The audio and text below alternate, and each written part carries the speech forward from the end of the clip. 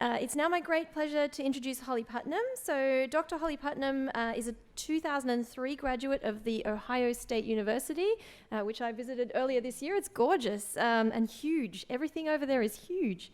After graduation, she practiced small animal general medicine in her home state of New York until her family relocated to Austin, Texas, where she worked in a high-volume, high-quality spay-neuter clinic, providing spay-neuter and wellness services to low-income neighborhoods and area shelters.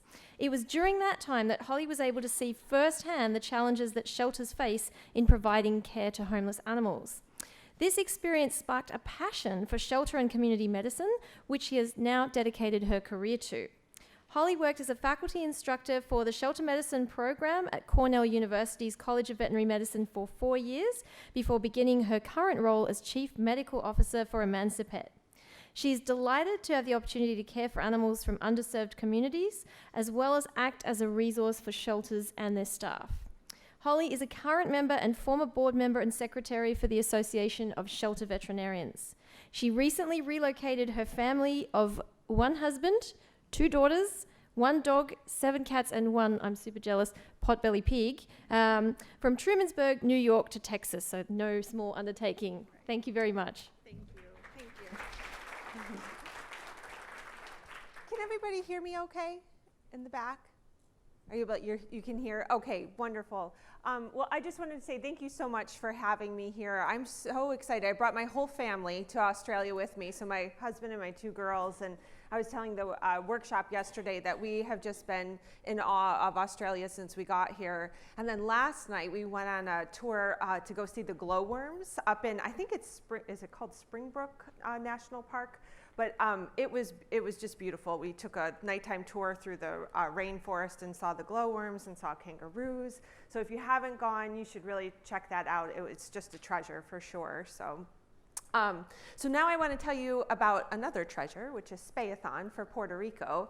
And I'm wondering, maybe I might move down here. Is this okay to do this? I have a lot of data that since I've turned 40, I can't see very well anymore, so I don't think I'm going to be able to see it on that monitor.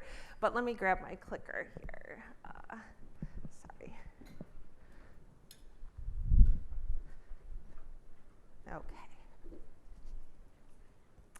Okay, so I just wanted to start by telling you guys what Puerto Rico was like prior to Hurricane Maria. And Puerto Rico is an island territory of the U.S., and most people from the mainland think of Puerto Rico as a vacation area, and it really is beautiful. They have their city of San Juan is right on the coast, and it has this gorgeous historic area that you can just explore, and it's really a beautiful area. However, the rest of the island was at about 44% that was below the poverty line. And again, this is prior to the hurricane. There was also limited veterinary services across the island, just because most of the veterinarians that work in Puerto Rico, they had their education done outside of the island. And so many of them, when they go to vet school, they didn't always return to Puerto Rico. There was also a large stray dog population on the island, and not just stray dogs, but there's actually stray horses and stray cats everywhere. So it's very interesting. If you go driving along the roads there, you may just see a random horse on the side of the road that is, not fenced in and doesn't appear to be owned or anything. So very different than the mainland U.S., what we typically see back in the States. Rabies is also endemic in Puerto Rico. And so that was an issue prior to the hurricane, but even more so afterwards. We'll talk about that again a little bit later. And they actually had, so this relatively small island had over 1 million homeless animals prior to the hurricane. Regarding animal shelters, those were already overcrowded. They already had very high euthanasia rates, about 90% on average, and they were under-resourced, understaffed. They just didn't have, the people to work there and the support of the government to improve the environment within them. Then on September 20th of 2017, Hurricane Maria hit, and it caused total devastation on the island. 100% of the island lost power, and it wasn't until August of 2018 that 100% of the island got their power back. So when I heard that, I started to feel so guilty, because at home, occasionally we would have storms and, we lose power. And right away, I'm online, like at the energy website, where they tell you approximately how many minutes you have, or how many hours until your power is restored. And my husband and I was like, oh my gosh, like 2 more hours, this is crazy. Can you imagine like a whole year without power and what that means? And then even to this day, they will have power outages that just sort of happen randomly, and they may last a day, they may last just an hour, they might last a week. And so it's very unpredictable how it happens. With the hurricane, there was a lot of controversy initially. You guys probably may have heard about this as to how many people actually died, but the final death toll that they are estimating was just over 4,600 people died from the hurricane. And that cost about $265 billion in damage. And then with the animal welfare the way it was, you can imagine how devastating this was to animals in general across the island. So what happened was people were evacuating for the hurricane, or after the hurricane, when their situation got so dire, they left the island. And so what that meant was that we lost veterinarians in Puerto Rico.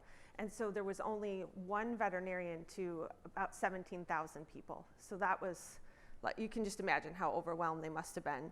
And what that must have meant for animal shelters as well, because these are veterinarians who are doing private practice and trying to help the animal shelters, but their own practices must have just been flooded with demand.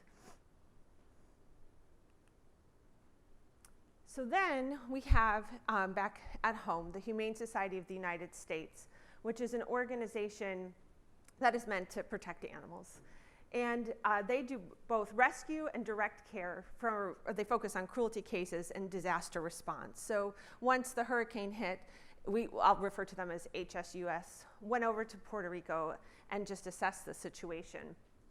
But they also do quite a bit of education and awareness. So they will do lots of presentations. Maybe you guys have attended some of their seminars for animal welfare.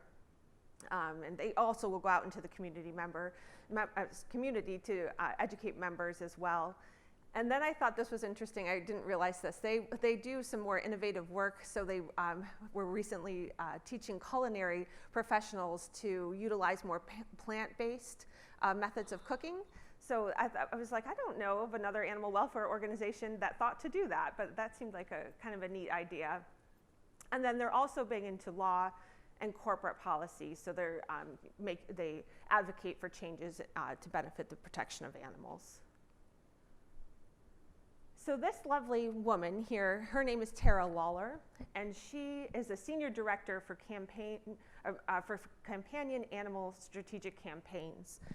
And she is just outstanding. She went over to Puerto Rico to assess what had happened. And she was just, just devastated by what she saw, completely moved by it. And so she took this upon herself to say, we have to do something and help these people in some way or another, and the animals as well. So she rallied the Puerto Rican government to get on board with some sort of campaign to make conditions better for animals. She also included the Puerto Rican Veterinary Medical Association and board.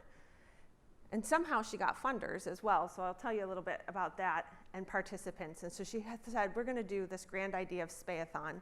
And when she explains it, she'll tell you that everyone thought she was crazy, that this was impossible, and nobody was going to back her, and nobody was going to participate. And but HSUS told her, if you want to try it, go ahead. So she immediately started to get on the phone and started calling to see if she could get people to fund her idea and to participate in it. And she will say she is so shocked that she was successful.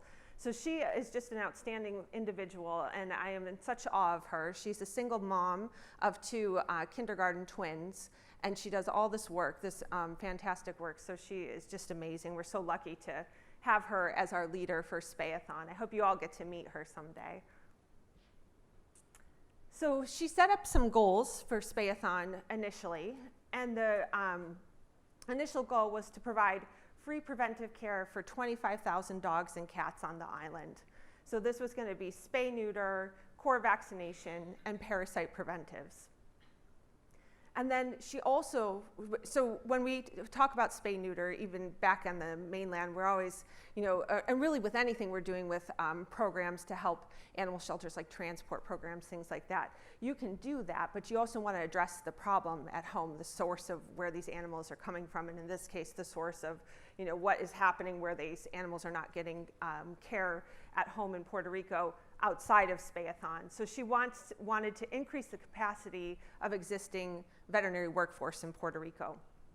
And the way she thought to do that was to be able to help facilitate and provide high volume, high quality spay neuter training for those doctors at used to be Humane Alliance, but now it's the ASPCA Spay Neuter Alliance organization in Asheville, North Carolina. Because prior to that, there was no training for high volume spay neuter in Puerto Rico itself. And then lastly, she wanted to ensure that the Puerto Rican veterinary community has the ability to continue to serve the population, because after Spayathon is done, then what? Because we had already said, and of course she knew too, that the the state of animal welfare in Puerto Rico wasn't great to begin with. And so after Spayathon is done, it's wonderful, all those animals are spayed and neutered, but what about the rest of them that are not? So the idea was to donate all of the equipment afterwards that was going to be used for Spayathon and any excess supplies to the veterinarians in Puerto Rico, so that they can then establish their first on-site permanent spay-neuter clinic. As far as participants go, there's quite a coalition that's involved in this. And so these are various veterinary organizations, the government officials and municipalities in Puerto Rico, as well as the community members of Puerto Rico too. Tara will tell you that when she started Spayathon, and she continues to say this with each round, she has a mini panic attack the day before that nobody's going to show up for these services, and every single time she's been wrong about that, thankfully. So there's many members that are participating in this, one of which is Emancipet, where I'm from, but of course HSUS, there's my previous employer, the Cornell University's shelter medicine program, the University of Florida. There's a whole bunch. There's some locally there on Puerto Rico, various rescues and veterinary organizations right there on the island as well. And then she was able to also get quite a few supporters for Spayathon. So some big ones that were able to help fund this this initiative were the Clinton Global Initiative, Maddie's Fund, PetSmart Charities, Petco Foundation, Greater Good, Rescue Bank, the 2020 Act, Banfield, which is a large corporate veterinary organization in the US, and Doris Day Foundation, and then Boehringer Ingelheim as well. So she got all of that organized and in place. So she's got her people participating, and she's got her funders going, and now Spayathon actually happens. And so that started in June of 2018, and there were initially 4 rounds that happened. So these were all of the veterinary organizations were deployed to various sites throughout the island, and we would be there for about 7 days, doing surgery 7 days in a row. And so, and we would do that 4 times a year. So it was June, November, February, and May. And on this map, you can kind of see where we were all distributed throughout the island there. This is an aerial picture of how it works, because it's like, well, where are you going to do all this, spaying and neutering? And so what happens is we receive our deployment assignment, our location. We're told what town we're going to be in and where the venue is going to be. And typically these venues are quite large. They're coliseums or event centers. One time we were in, I think it was like a wedding venue, wedding reception venue. So they're huge, these, the spaces that we're working in, but that's good in some ways because we have to accommodate the entire town when we're going there.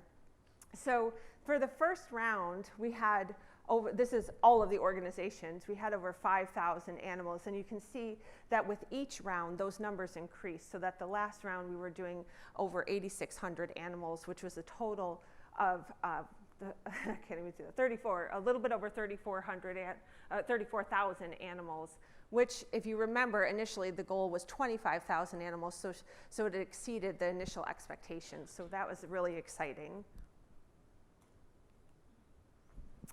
And for our medical statistics, so the nice thing is, what's happening is the University of Florida, Dr. Julie Levy, has been collecting all of the data that the groups are keeping track of. So when we do each patient, we're using that medical record, we're marking, was it a normal spay, and how old is this animal, and has it ever had a rabies vaccine before?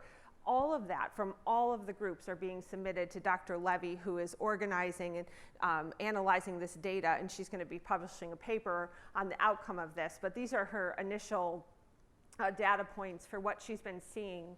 So of the 34,000 animals spayed and neutered, 67% were dogs and 33% were cats.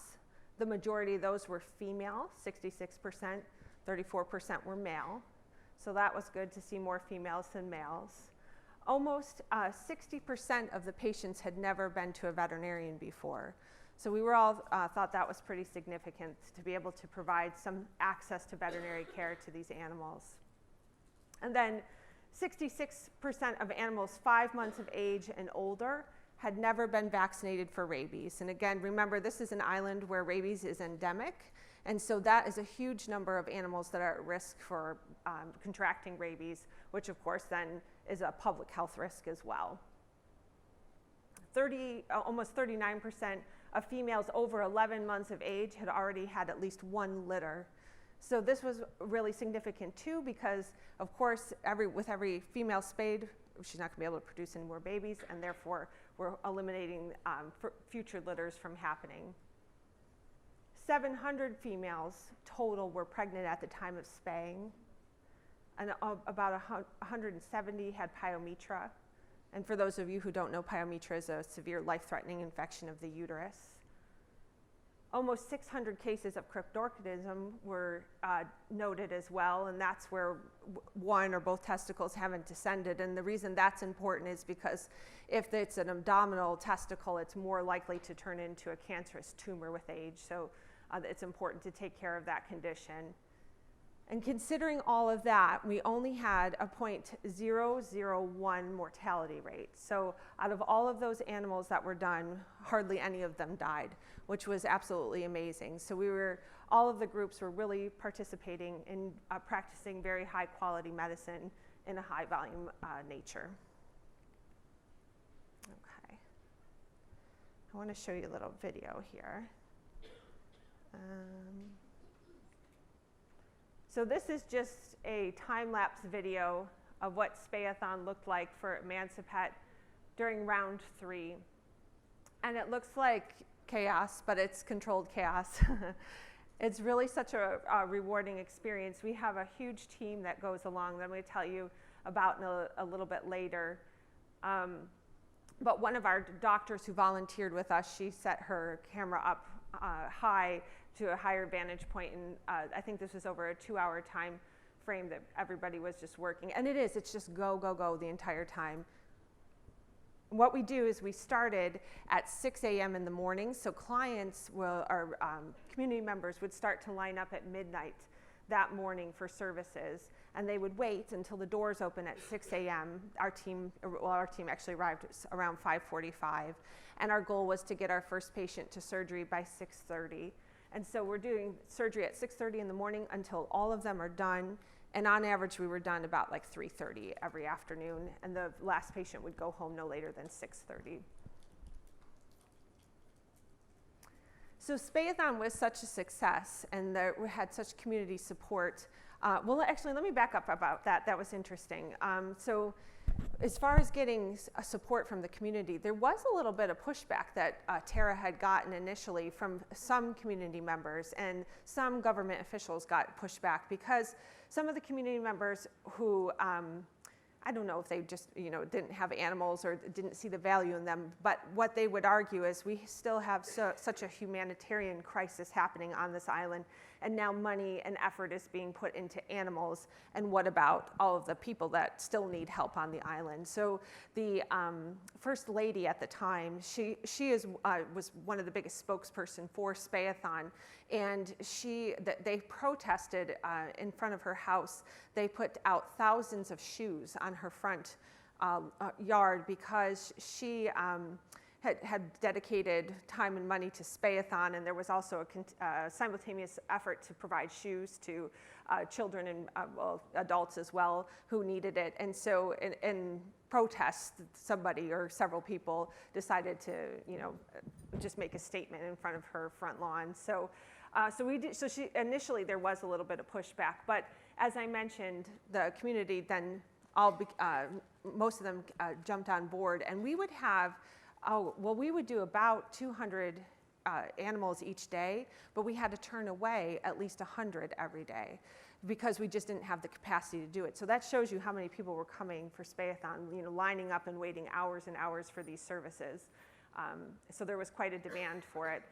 So the wonderful thing is that Spayathon got extended, so that means that Tara was able to get support from the government again and from the community, and of course all of the veterinary participants are so eager to keep this going because we can see firsthand how much it's needed. So this was super exciting news that we got. And so I wanted to tell you a little bit about Emancipet's experience with, in particular with Spayathon. This was such a huge undertaking for us, I suppose, for probably every veterinary organization that participated. But this is our thing. We do spay neuter, and so we first started to participate before I came back to Emancipet as the chief medical officer. But what they told me was that they totally underestimated the amount of effort and time this was going to take, because they thought, hey, we're the experts in spay neuter. This is going to be no big deal. We're just going to go over there and do this. And then as they started planning, they were like, how in the world are we going to do this? It was just completely overwhelming for them. Because if you are doing about 200 animals each day, you need quite a huge team to take with you. And the initial thought was, well, we'll just take our own team members. But then we realized, well, if we take everybody from our own team, what's happening to our home clinics? We don't want to shut down access to care at our home clinics. So then we realized we had to start recruiting volunteers for our entire team. So that's both veterinarians and technicians and volunteers to do recovery and paperwork and check-in. So there were all these different components that we were like, oh boy, we hope people want to participate because we need a whole lot of them on board. The other thing to think about was how we were going to get all of our supplies over there. Let me switch over to that. So we have at home, we have our stationary clinics, of course, that have everything right there that we need. But we do have mobile units that we take equipment on a mobile unit to our locations at home. But this was something we had never participated in before, was a MASH style clinic. And it wasn't just, obviously going down to the next town. This was across the ocean that we had to somehow get surgery tables there and anesthesia machines, all of our surgical packs, all of our supplies. And then we started to worry, well, what happens if we didn't plan for enough? What if we run out of something? So it really took a whole lot of thought and planning, and probably overestimating what we were going to need to get there. But you have to think about, where are these animals going to be housed, because this is happening in a gymnasium. So the way it works for Spayathon is the owners, as I said, will line up outside of the venue, wait for the doors to open, and then hopefully they receive their little ticket to get them in. And once they do, those animals are examined by a veterinarian to make sure that they're healthy for anesthesia.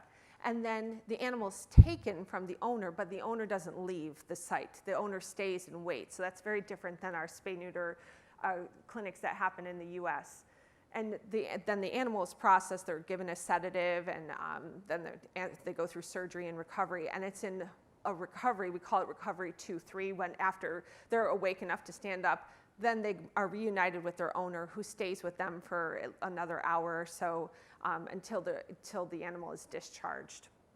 So we had to think about how we were going to plan out our sites, how the flow was going to work for the owners coming in and for the animal as well, so that we didn't have huge bottlenecks, because again, these are hundreds of people in this gymnasium or coliseum that we're trying to keep orderly, and safety is our #1 priority. So, and then the other thing we had to think about is too, we don't really want the owners who are in a coliseum where there's like bleachers or chairs, we don't really want them watching surgery, because again, our mortality rate is so low, but there is a chance something could go wrong. And we definitely had our fair share of challenging surgeries, or even just challenging induction. If the animal is not cooperating, we certainly try to utilize our low stress handling techniques, but of what the owner may perceive could be completely different than what we are actually, what's actually happening on the ground. So we wanted to have some sort of visual barrier. So we got really creative on our last round. We actually used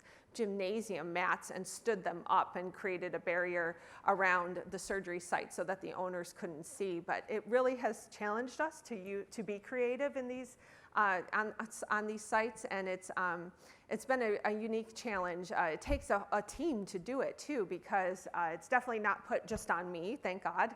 I have a whole bunch of people who help me figure this out, and but we pulled it off pretty well so far, I think.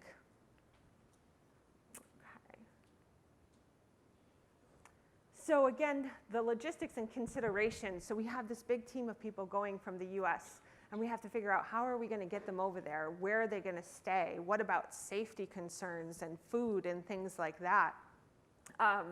We also need to think about how many animals we are comfortably doing each day. And for Emancipate, we've done more and more each round. But we've had, even within our own team, we've disagreed on how many numbers we should be doing. And we've had days where we were like, wow, we did great, and everything went so smoothly, and we got done at a decent time. And then the next day, we try to do the same amount of numbers, and it's a total disaster. Something is like in the air, and everything's going wrong, and we're there till 6 o'clock at night. So we try to be flexible with things like that, and also to forgive ourselves if it doesn't go perfectly well. But in general, we're quite proud of what we've been able to accomplish. Things about also when you're working with volunteers on your team that you don't know very well. So these are volunteers from the mainland and also locally too. So people we have never met. There is a risk that you're taking. We make them fill out an application. So I'll just use veterinarians as an example. They have to fill out an application to say how many surgeries they typically do and how many minutes it takes them to do a dog spay, a dog neuter. Have they ever done a flank spay, and are they comfortable being on their feet for potentially 12 hours? And so what we have found, myself included, many of us veterinarians think we're a whole lot faster than we are. And so unless you're actually timing yourself, which we often don't, we're like, oh yeah, that'll just take me 5 minutes, and it takes you twice as long.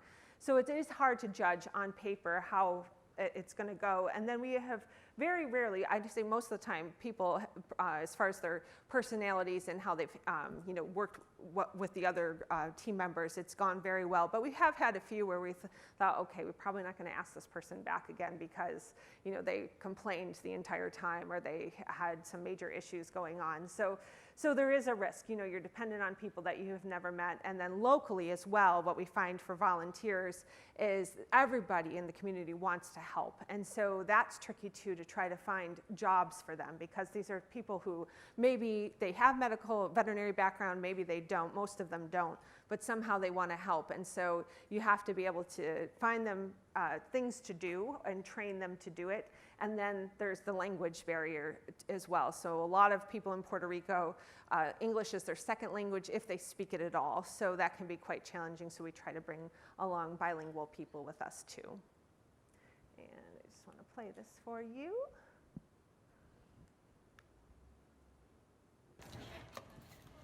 We are unpacking the first setup day. So what happens here is all of our stuff gets shipped over, initially got shipped to Puerto Rico, all of our equipment. And then from there, we were able to store it on the island. So HSPR stores this for us. but they're stored on big pallets. And so every time we go back for each round, these pallets get delivered for every organization at their site. And then the first day, 2 days, we actually go and we have to unpack everything. We figure out our floor plan, and the flow for the day, and then we have to unpack everything, set it up, and make sure that we're happy with it, because we need to be ready to roll at 5:45 the first day of surgery, and we don't have time to make adjustments at that point. So our own successes for Emancipet, for the first 2 rounds, I don't have the stats for you, but I can tell you that they told me they did approximately 800 animals for the first round, and the second round I think was something like 1,200.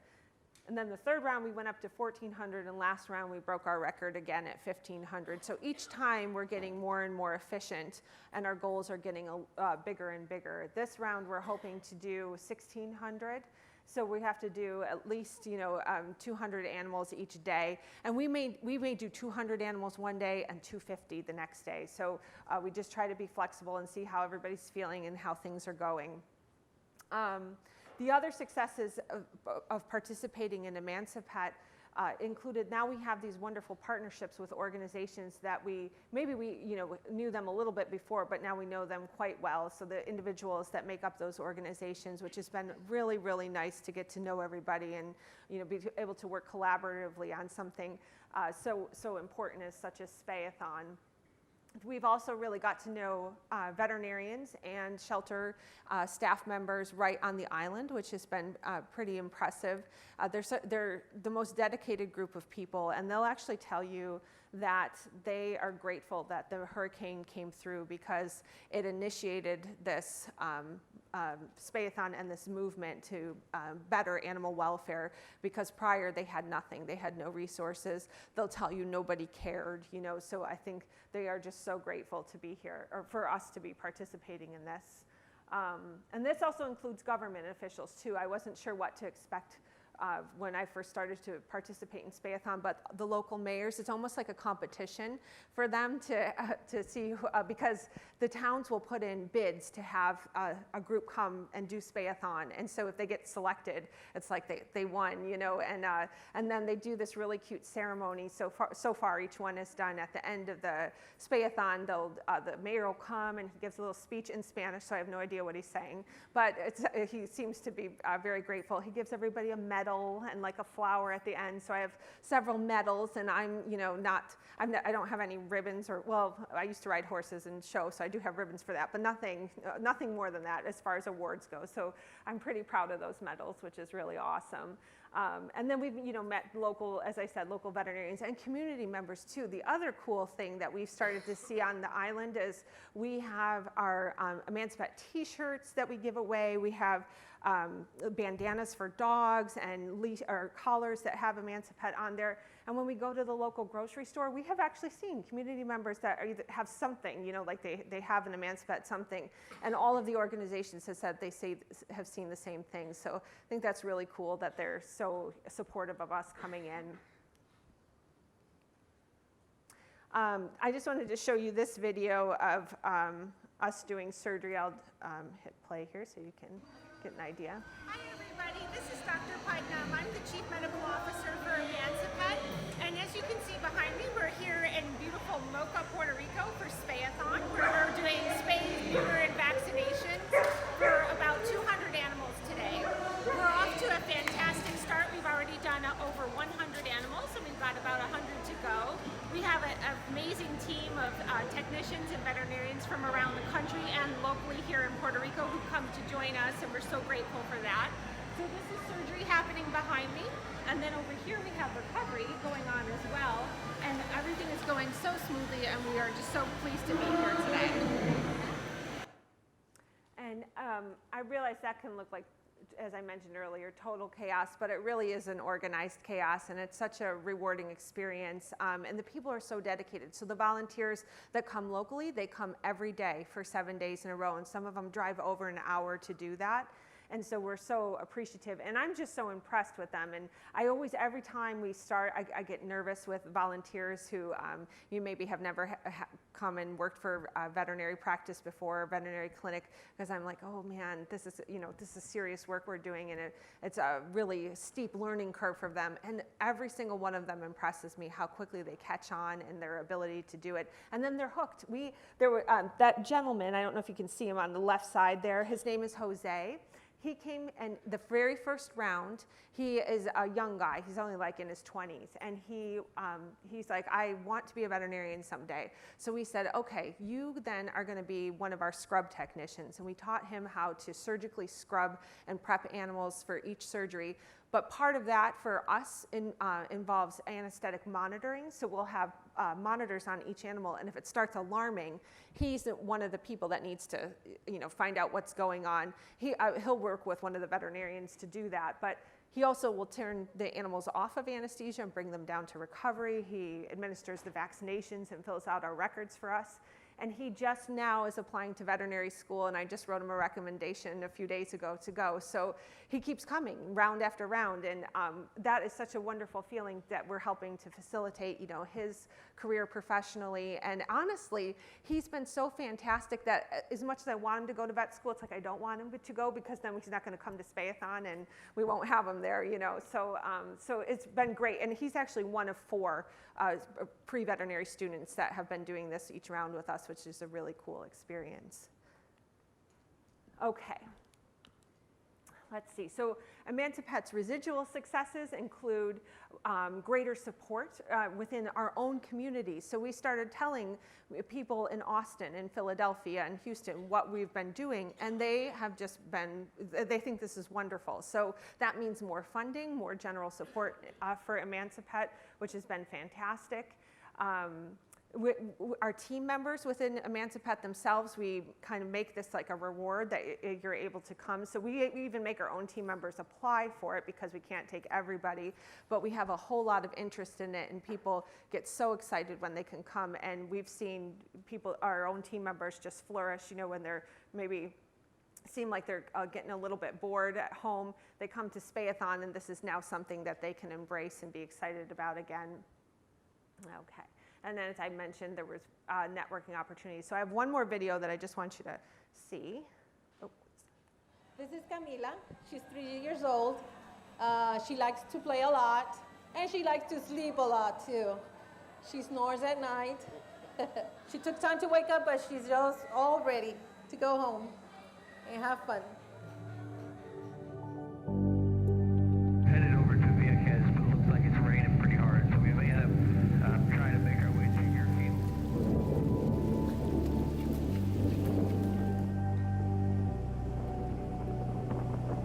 After Hurricane Maria, this was a chaos. The economy here is terrible.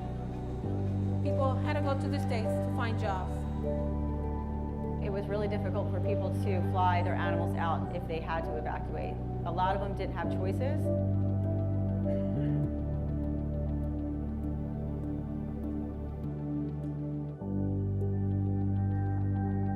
I've seen people that have gone without food themselves, that put their animals first. I was shocked by the absolute love that they show for animals.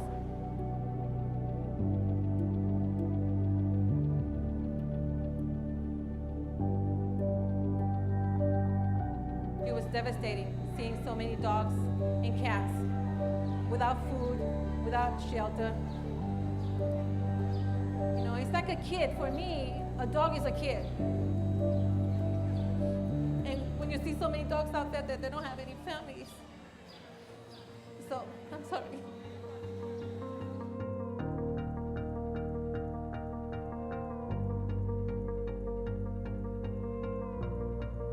It offers free vaccines, sterilization, dog food, collars, leashes, all of those good things to really help the local pet owner take care of their animal better. Everybody knows that after an animal gets sterilized, it leads to a healthier life. So we want the owners that just went through Hurricane Maria to have their pets for as long as they possibly can. There's a large part of the population in Puerto Rico that is under the poverty line, so there's not necessarily the financial ability for them to have this happen for their animals otherwise. I love this thing that is being done here for the dogs and cats in Puerto Rico. I couldn't afford it. And everybody here is happy because they have the chance. They don't have to pay for it. People that I've spoken to have said that this is an effort that they've been waiting their entire life for. They are our family, our children. I love animals. They're like my whole life. This is a family. This is not a pet. This is my wonderful boy.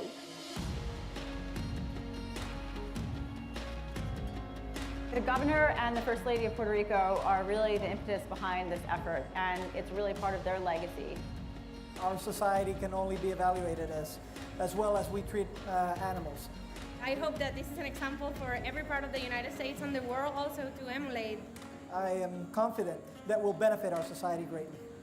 This is the third round of Spayathon, where we come in and we work in 8 different locations with the goal of spaying and neutering 30,000 dogs and cats throughout the island. It's an incredible program. At the end of the initiative, we leave behind all of the equipment and resources so the local veterinary community can replicate this work. This has absolutely been the hardest work of my entire life, but it's also the most rewarding, especially after Hurricane Maria and seeing what they went through. I'm really proud of this work. I know everybody's working so hard. I want to thank you guys because this has been a great experience here. She got the shot, she got a pill for the fleas and ticks. I mean, what more can you get?